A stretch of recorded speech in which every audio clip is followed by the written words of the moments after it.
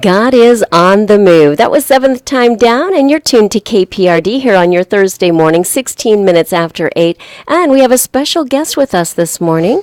Dave, you want to introduce our guest? Special guest. Special guest, yes. Special. His name is Patrick, and he runs the nonprofit Breathe Coffee House in Hays, Kansas.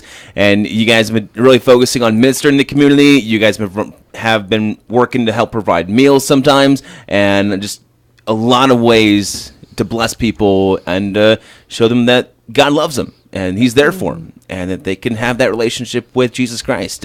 But today specifically, you're doing a really cool event at the coffee house where you're looking to connect the community with our local law enforcement, who, we really appreciate our local law enforcement and the things they do protecting our community, the risks they take. And, sometimes, as you mentioned earlier, sometimes, those relationships can be strained, though.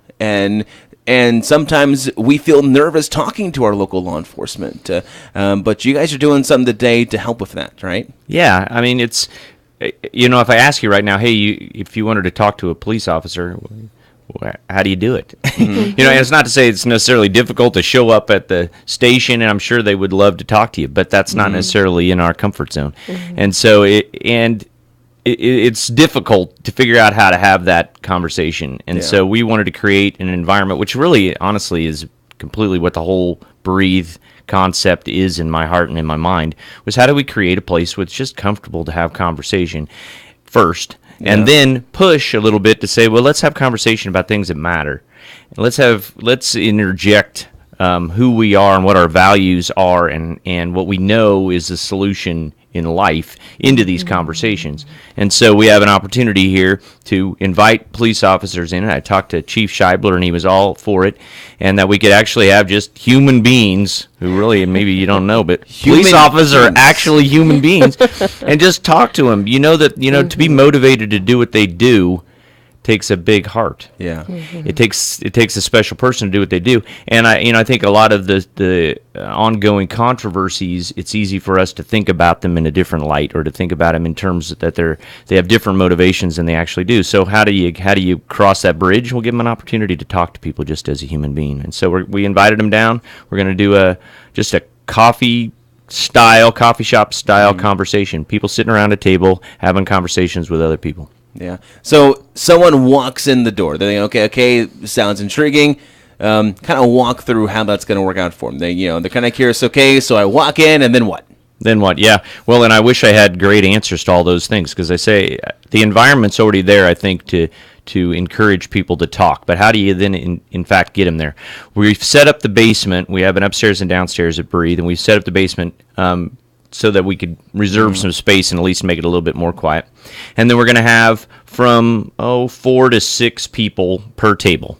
There's not going to be like any kind of preset statement by the police or anything else. It's just going to be people sitting at a table. So everybody get your coffee, you go down, sit down at the table. I have my leadership class, 310 leadership class, which had come in and spoken to you. They're the ones that have really been awesome. They've come up with a list of questions. So there may be more specific or pertinent to each of the individuals sitting at the table, and if that's what happens, then hey, ask your questions, we'll go on. But if there are some other things that we would like to discuss with them, then they'll interject with those questions. But then we just want the conversation to flow. And from the get-go, and I talked to the class this morning and said, it's really important that we just figure out why these people do what they do in the first place. And learning that, I think, will change kind of the conversation later on when you get to some of the questions that you may have about specific instances or specific controversies. But anyway, so you come in, we're going to have a sign that says, hey, go on downstairs. You want to be a part of the conversation. Find a table to sit, grab a cup of coffee, find a table to sit. And then we've got folks that kind of know everything that I'm telling you right now, that can kind of help encourage the conversation in case it goes it bogs down or it goes in a direction that maybe we don't, maybe a little bit beyond us. But we don't mind if it's controversial. We don't mind if the conversation is about stuff that people want to talk about. That's the whole goal. So That's right. Well, that sounds very interesting. And what I like about it is, there might be individuals that just want to come and get to know them so that you have a personal relationship with a police officer in your community.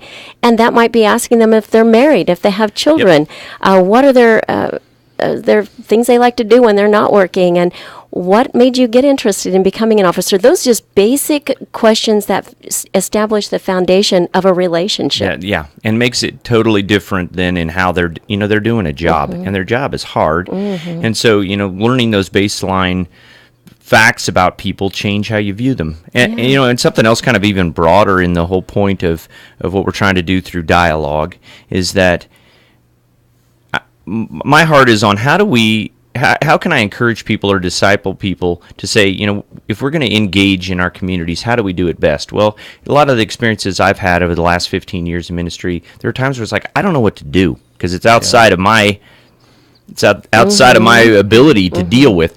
And so what I would really love to do is build relationships with people who have experience dealing with those kind of tough issues. You're going to run into people that you want to minister to, and then you're not going to know how to deal with it. Well, if you knew 3, 4, 5 police officers that you could communicate with, it would help you to do what you want to do. And so I'd like to connect all those dots between all the services that are already out there, the people that are dealing with tough topics, and get the churches and get the people who really want to engage, get them engaged, and so they know where those resources are, and get them on first name basis so that you could actually call folks and impact our community. I believe the solution to it's not me, I don't think I came up with this, but I believe the solution to the issues in this world are us through what God does in us. And so we got to engage our communities. We can't sit in our churches and wait. Well, we're going to have more with Patrick coming up. Patrick, give us the time and location of your event once again as we head back into music. Tonight's is at 5:30 at Breathe Coffee House. Like I said, we'll be in the basement, and they're not necessarily always going to be on Thursdays, but the next couple are going to be on Thursdays, and tonight's at 5:30. More to come with Patrick and Breathe Coffee House here with the Dialogue Ministries. The event tonight heading into Plum next. Lord, I'm ready now. KPRD.